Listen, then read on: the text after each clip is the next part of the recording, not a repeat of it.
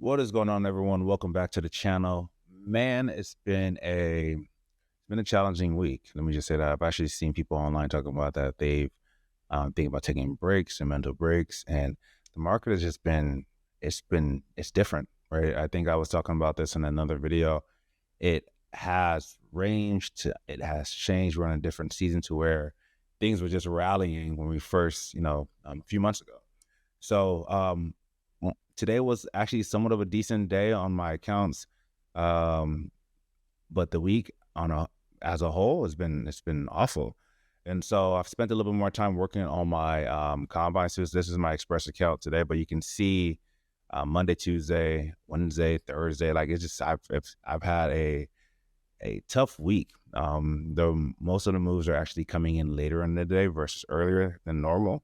So that's something that's a little bit different for me too right now. And then if I go to my other Express account, same exact thing today, like just really, really taking making it it's challenging, and so I'm trying to be very slow with my Express combines.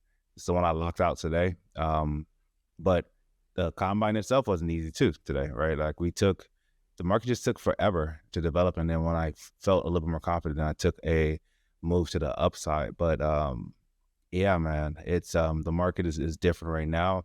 It's ranging a little bit differently. The momentum and the moves aren't happening. You're having to wait, honestly, an hour, 2 hours, maybe 3 hours before the real move happens, which for a lot of us that have different things going on, it's a little challenging to just wait and sit back and wait. So this was today. This was the MQ. And once again, um, you know, obviously I marked my levels, which it does respect, but NQ tends to go a little bit over the levels.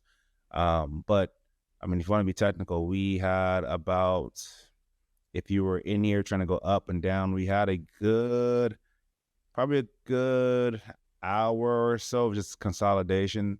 Let's say you were someone that got in up here, then you would have gotten in, waited, and then been taken out again. So like it's yeah, the market is different. Whereas in the past, this would have happened and then we would have continued going. So it's been a different market, which I'm here for it. I'm here to learn it. I'm here to slow things down, right? Going to ES, same exact thing. Once again, a lot of chop. And this, I mean, obviously you're not seeing it like this right now, but for a good, I would say maybe depending on when you get into the market, hour and a half or so, you're just going up, down, up, down, up, down, up, down. And even ES too, you can see it's kind of going a little outside of its ranges. All right. And so we've been in a different market.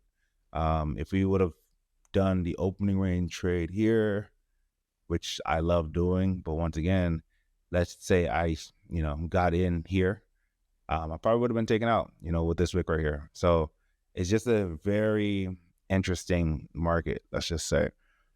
So what I took away from this week and what I'm going to be focusing on next week is switching to a higher time frame. I think one thing that I took away today, and this is actually weird to say, but now that I've been trading for a little bit, I'm almost looking how I used to see the 1 minute chart where it was just up, down, up, down, up, down. Prime example, let's go to a 1 minute chart. All right, this is what we call a chop, right? And this now is starting to look like the 5 minute for me, right? And so I'm, probably next week going to switch over to possibly the 15 minute, so that way I can really slow things down and just see what's happening here, right? I think that's going to be huge for me, just trying to slow down and just see what's happening, because I'm telling you right now, it's challenging when you're in this mix right here and you're getting chopped up and you're thinking that, okay, cool, we should bounce from here and then we come back down and then we should, you know what, it's probably going to be a short. We're going to be going to the downside and then we're going down and it's chopping you up. It's not a good look. And so today I spent a lot of time just waiting. And I think yesterday too, like the moves are just coming a lot later.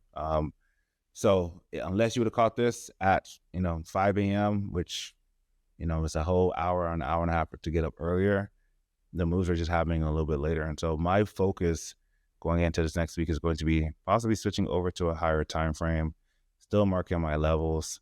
So this could have been an example right here, right? We would have, let's back test this real quick. So if, for example, I had switched over to a 15-minute, this would have been like my levels right here. I could have said, okay, cool, we are quote unquote, over my level. I would have waited for a push down right there. Once again, that's an aggressive level. And then if you really wanted to, you could have taken a long here, right? But I rather deal with this than than deal with everything else in between, right? And then you hope that we can possibly get an upside move like that, right? And so I'm going to try to see if, switching to the 15 minutes is going to help. I think it's going to allow me to kind of be a little bit slower too. I think that's the biggest thing, is just how can I be slower in this market as we continue to chop? If this is going to be if this is going to be the market that we have where we chop and consolidate, how can I partake in this? So here's another one, right? Normally in the past, that might have been a breakout, right? We have another, and so that would have probably helped me today. And if I would have done that, I think what could have happened and what would have happened is you've been able to catch a 30-point move once we know the trend of things, right? But and if I did the same exact thing on NQ, which that trade, that $1,500 trade I did was an NQ trade, but if I would have done the same thing, we would have seen, okay, all right, we're at our highs, our 4 hour or 1 hour, we're above our yesterday's low day. Here's your 15 minutes of a dump. And you could have now said, okay, cool. So here's the next one right here. We didn't break it. Maybe you take it here, risking, possibly the 2-day low, which once again, if this is NQ, this is about 1,100. If you're doing an MNQ, this is about $100. And, you have a TP, give or take up here. And possibly that's the way I need to do it. But you can see, even with this, right, there's a lot of consolidation. But I think looking at it now on the higher time frame, I'm not stressing as much, right? Whereas with the 5-minute time frame, it's almost looking a little bit more choppy, right? It's messing with me. And so this is a situation right here where, there's been a few days where I just didn't take profit, but this is a situation right here where possibly, and it hit it, right? So that would have been $2,800 or $200, depending on how you trade it. So that's going to be my focus going into this next week. It's probably switching over to the 15-minute just to kind of slow things down, waiting for more things to develop. It sucks having to be patient. Let me just say that. I feel like I have to be way more patient, with a lot of the trades now that are happening. The levels are there, which is great. And I think that's the hardest part, is doing the things beforehand. But I think now it's really, how can I not, if I go down to the 5-minute, how can I not think that we get here on a 5-minute, that this is where I want to get into, right? You get in there, you're stomped out. How can I not? Okay, let's just say another situation here. Let's say I want to buy here and risk the low right here, right? Sometimes what's happening is we're still getting taken out, right? And so there are situations like that where we're still getting taken out depending on how tight. And so I need to switch over to the 15-minute. And then from that point on, just wait, be a little bit more patient too. But I think what's happening right now is here's another one. Here's another one, right? And there you go. You'd have been taken out and frustrated. And then all of a sudden, the move happens to the upside. And so this is a perfect example of what I think I need to focus on and change up this week. The method of doing a 5-minute right now has not been working much for me.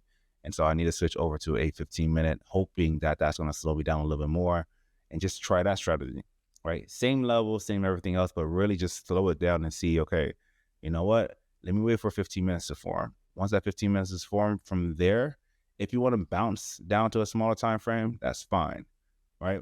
But ideally, if I'm waiting for 15 minutes, that's about 15 minutes from the market to actually give you more data.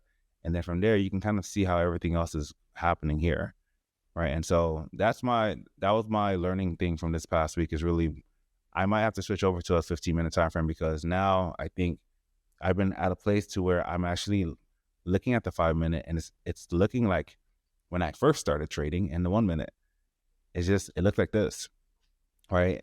And so I need to be better at that. I think that's what probably has been killing me, is taking trades on a 5-minute, and I'm going to try to see if I can switch over to the 15-minute potentially.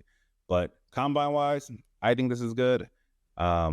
Being very transparent. Once again, I started off, being down $300 something, and ended up, catching a rally to the upside on it in the queue.